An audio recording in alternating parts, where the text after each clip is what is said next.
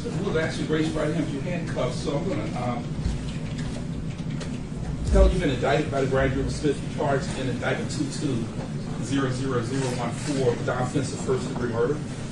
Mr. Smith, that offense carries a sentence of life in prison.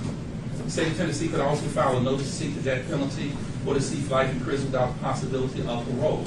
You've also indicted in count 2 of this case, Mr. Smith, and charged with criminal attempt to commit a felony 2 with first-degree murder. That Class A felony carries anywhere from 50 to 60 years in prison.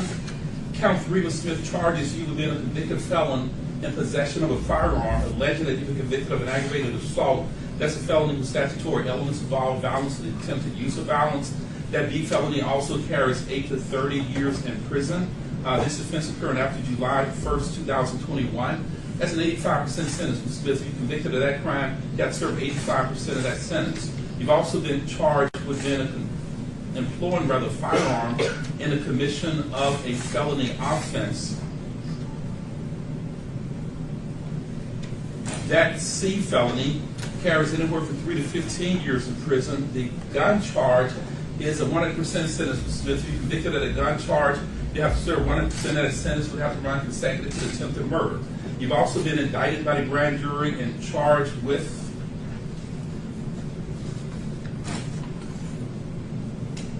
theft of property. And that C felony carries anywhere from 3 to 15 years in prison. Mr. Smith, do you understand what you're charged with, sir? Yes, sir. Mr. Smith, do you have an attorney? You're looking in the hiring now right now. You are in the process of trying to hire an attorney right now, sir? Yes, sir. Who's going to hire an attorney for you, Mr. Smith? My family. Have you talked to an attorney yet? Yes, we're looking in the hiring. Do you know what attorney you're trying to hire, Mr. Smith? Not at the moment. Not at the moment. How much time do you need in order to get an attorney hired for you, Mr. Smith? About another week.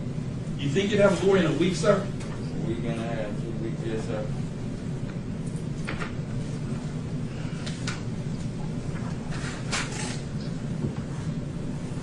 Have a seat for a second to talk to you in a minute, please, sir. I'm Mr. Justin Johnson.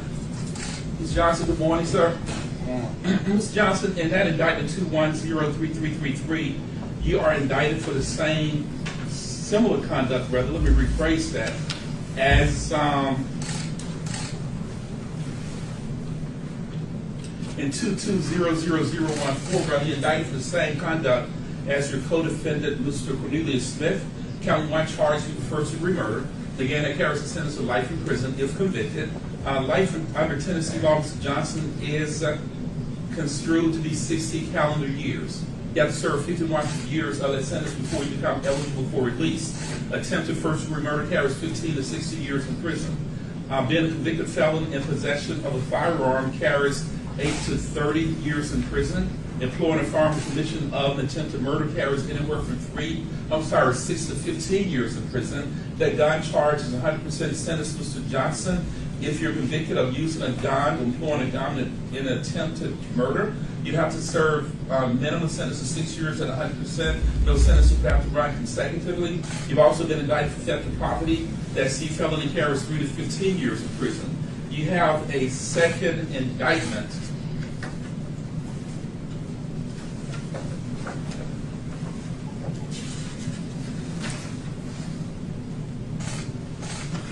That apparently was superseded by the other indictment, which I just read into the record. 1210333 charged with first-degree murder, attempted first-degree murder, and theft of property.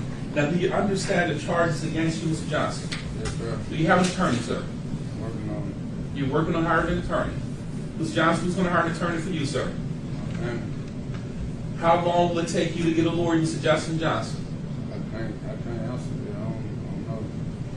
How much time do you want to continue your case so that you and your family can hire an attorney, sir? 2 weeks. Mr. Johnson, if you tell me that Judge Coffey, I cannot afford an attorney, I will appoint an attorney for you. Do you understand that, sir? I can afford one. You can afford an attorney. Mr. Smith, stand up for a second also.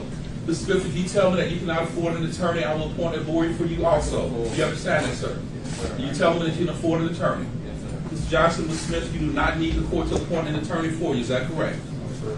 And Mr. Smith, you told me you can have an attorney hired in a week or 2. Yes, Mr. sir. Johnson, you told me you don't know how long it would take you to hire an attorney.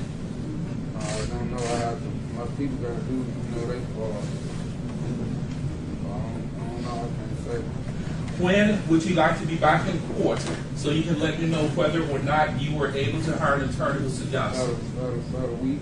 About a week. About a week. Mr. Hager, you handle this case with say Mr. Griffiths. Yes, sir. Yes, sir. You're both asking for a week, is that correct? I should know something in a week.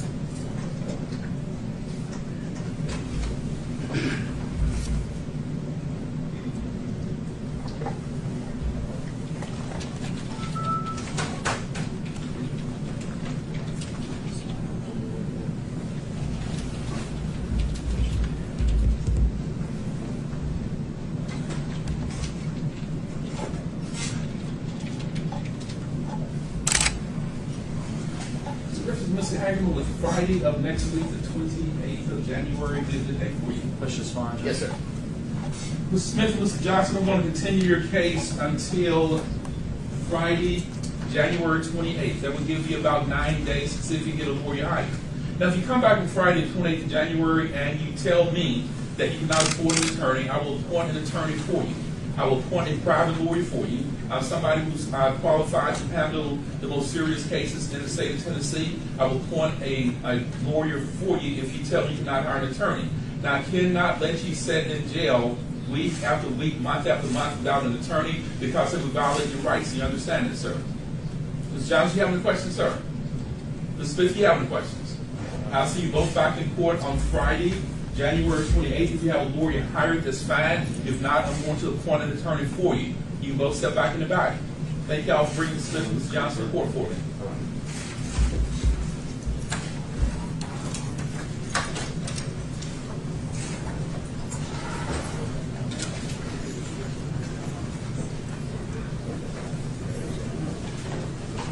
We call the court to recess. Everyone to remain seated.